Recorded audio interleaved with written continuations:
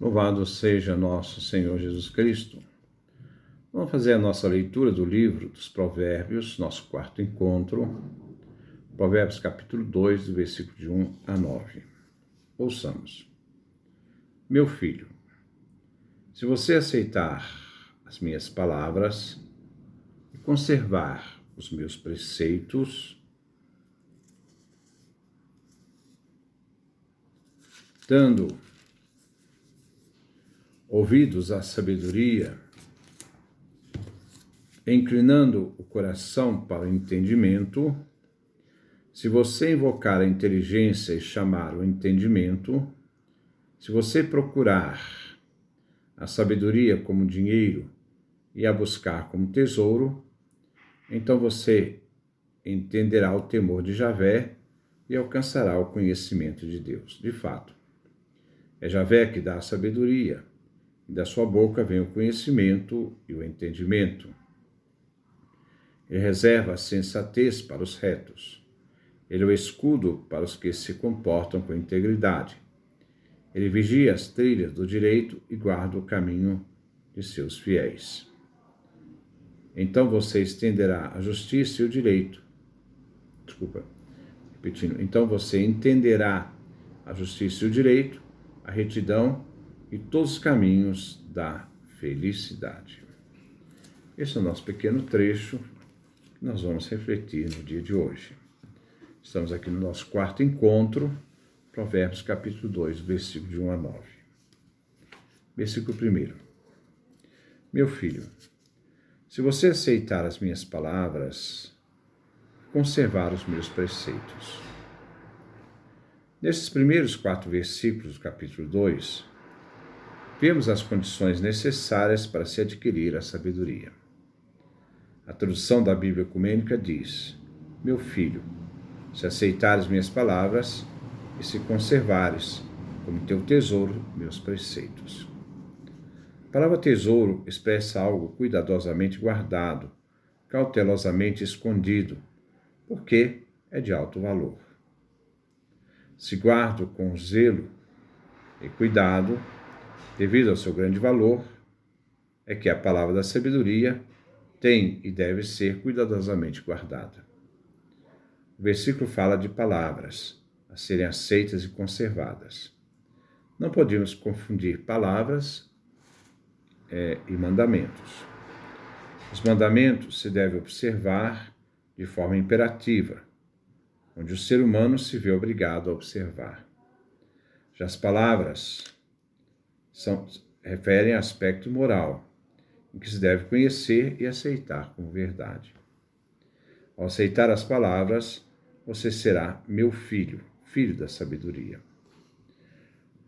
Os versículos 1 e 4 iniciam com as condicionais: se aceitar, se as conservar, se invocar a inteligência, se chamar o entendimento, se procurar a sabedoria e se procurar como tesouro.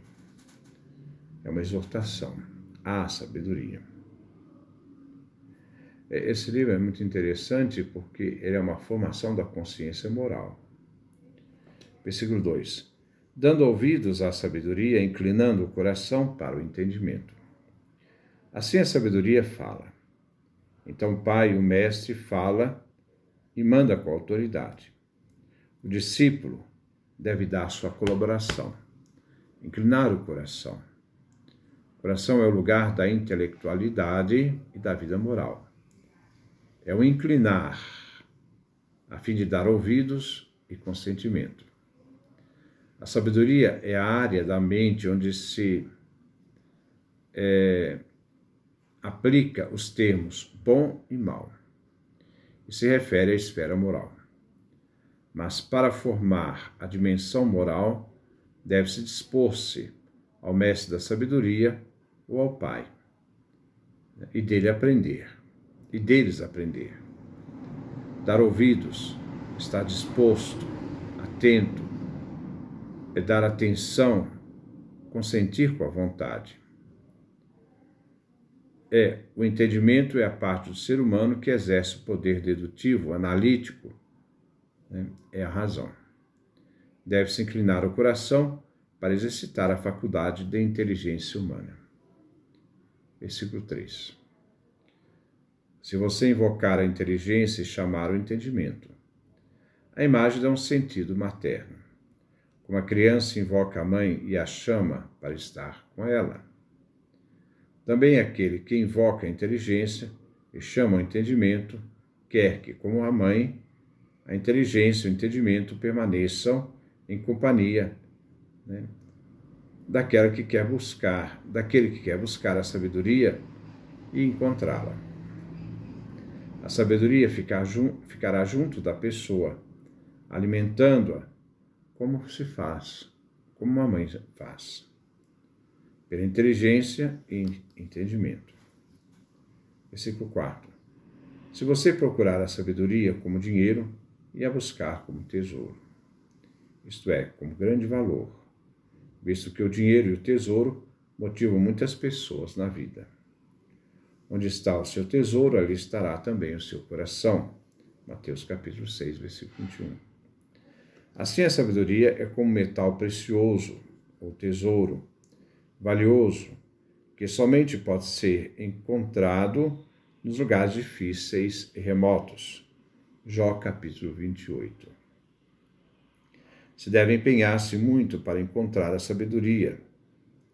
A motivação deve fazer enfrentar desafios a fim de conquistar a sabedoria.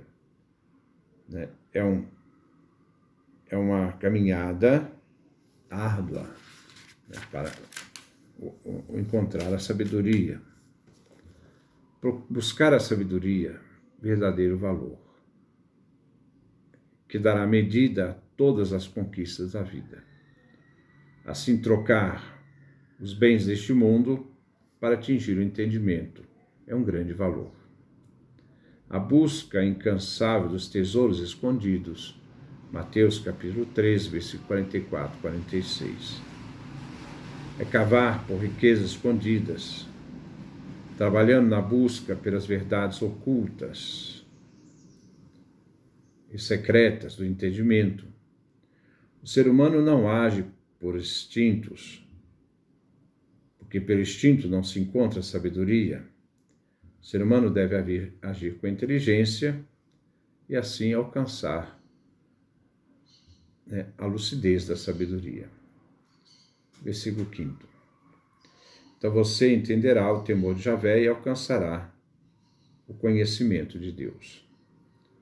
O primeiro resultado da aquisição da sabedoria é o conhecimento do temor de Deus, Javé. É por meio do temor que se chega ao conhecimento de Deus, visto que sem o temor não se alcança a sabedoria, e sem a sabedoria não se tem temor. A sabedoria, a lei moral, só pode ser entendida e vivida intimamente por uma pessoa que descobre o temor de Deus. No uso do entendimento, o ser humano deve procurar uma verdadeira compreensão de Deus, buscar penetrar em sua grandiosidade, a ponto de dirigir a vida do ser humano, de conduzi-la ao próprio Deus. Este entendimento leva à aceitação da lei moral e dos preceitos morais, que impulsionam o ser humano na busca do conhecimento oculto de Deus, do mistério divino e da sua relação com toda a criação. Versículo 6. De fato, é Javé quem dá a sabedoria, e da sua boca vem o conhecimento e o entendimento. A sabedoria é dom de Deus, se deve pedi-la. Livro da Sabedoria, capítulo 9, do versículo de 1 a 18. Salomão pede a Deus a sabedoria. Deus é aquele doador da sabedoria, é a fonte de todo saber. A palavra de Deus que sai de sua boca, que sai da boca divina, é que faz o homem sábio atingir o conhecimento e o entendimento. Estar atento à palavra divina e por ela prescrutar o mistério. Versículo 7. Ele reserva a sensatez para os retos, ele é escudo para os que se comportam com integridade. A busca da sabedoria tem implicações morais, justiça, honestidade, integridade. Os observantes das palavras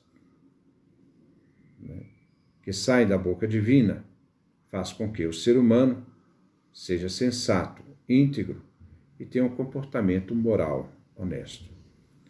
Os íntegros são aqueles que se mantêm na estrada justa e reta.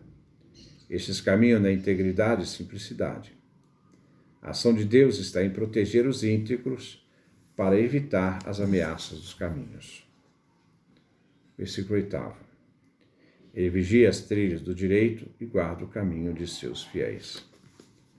Os caminhos, as sendas dos fiéis, daqueles que encontraram a sabedoria e são observantes das palavras, e através das palavras dos mandamentos. A integridade daqueles que encontram a Deus, temem e entendem a Deus, buscam a sabedoria, e mantêm sua vida na busca de trilhar a justiça, isto é, a Torá, a lei, cumprindo a vontade divina.